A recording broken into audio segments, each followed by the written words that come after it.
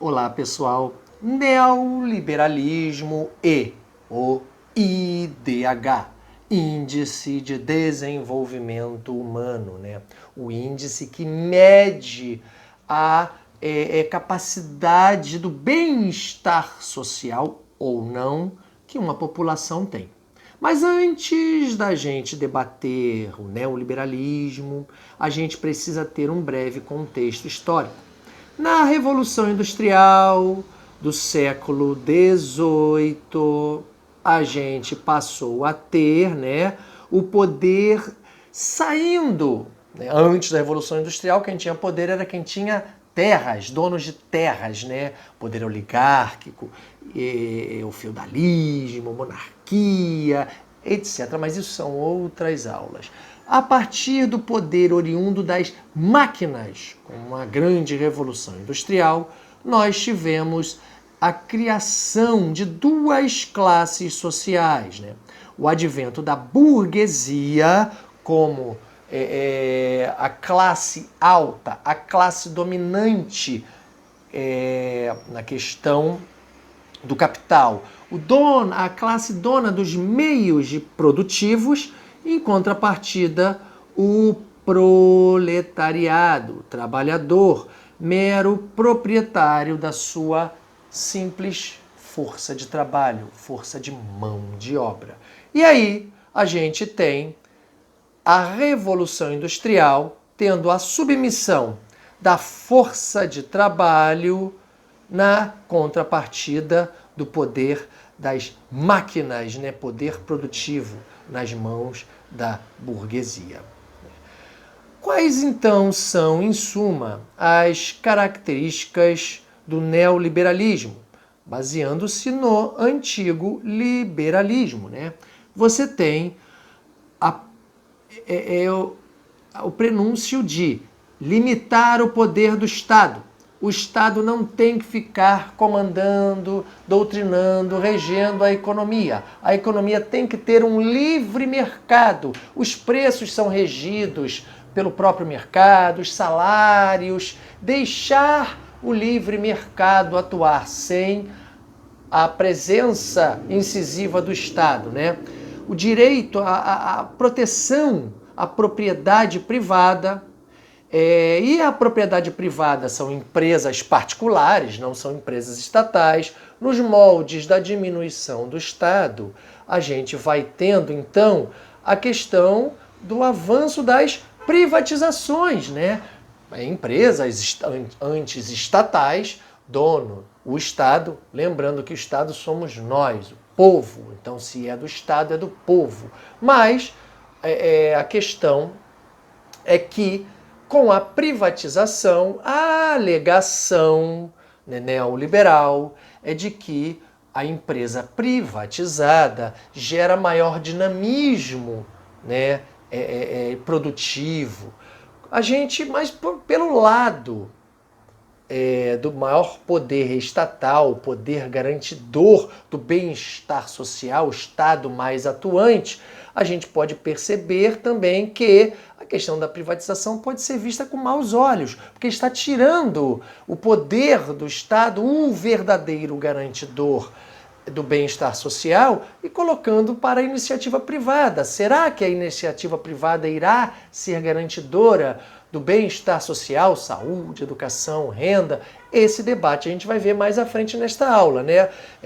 O neoliberalismo não vai tratar desse debate, vai dizer que as privatizações é o caminho a ser seguido.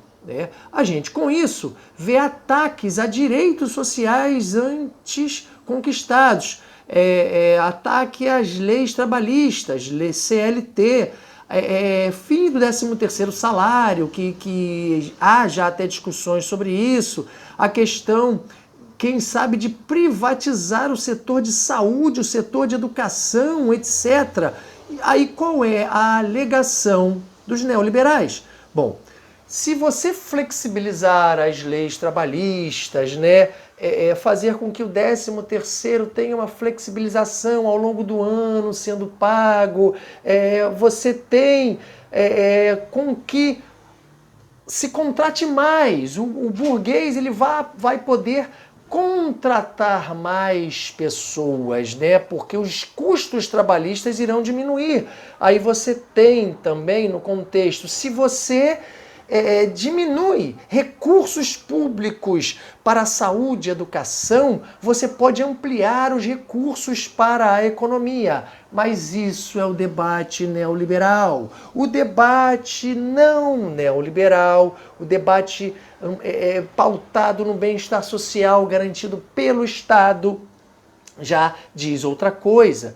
Aí as pessoas vão debater a questão de que precisamos proteger as leis trabalhistas, os direitos sociais, né?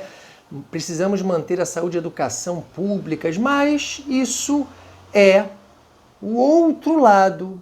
Mostrei para vocês que há dois lados. Não quero dizer que um é melhor ou pior que o outro. A gente simplesmente tem dois lados a seguir no contexto mundial, o lado neoliberal e o lado do bem-estar social garantido pelo Estado.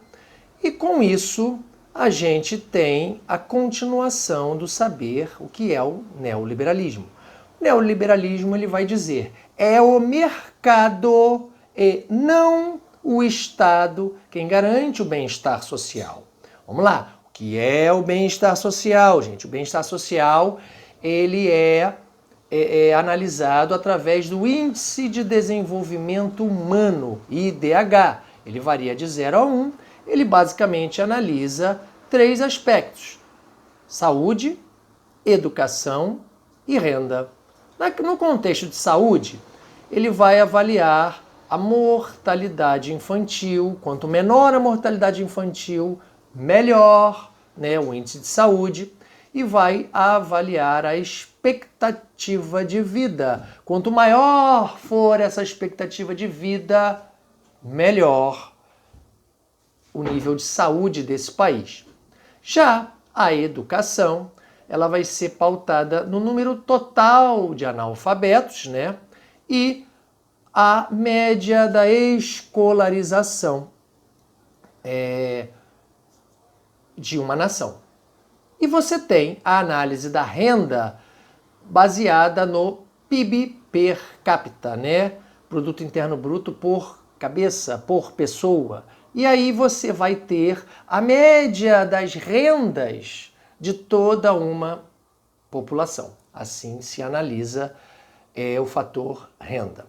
E o desenvolvimento entre os países, ele basicamente tem que ter 3 grandes aspectos, né?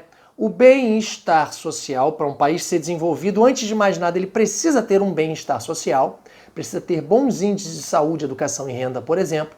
Ele precisa reunir grandes tecnologias avançadas, tecnologias de ponta, e ele precisa ter um produto interno bruto elevado, a soma de todas as riquezas produzidas por uma nação em um ano. E com isso, a gente tem um mundo mergulhado, de um lado, entre os países desenvolvidos, concentradores de tecnologias de ponta, e os subdesenvolvidos, meros produtores de tecnologias. Mas isto é baseado numa aula passada. Se você não viu a aula sobre globalização, veja, e se você já viu, reveja, tá? Então, a aula fica por aqui. Até logo, pessoal. Fiquem com Deus.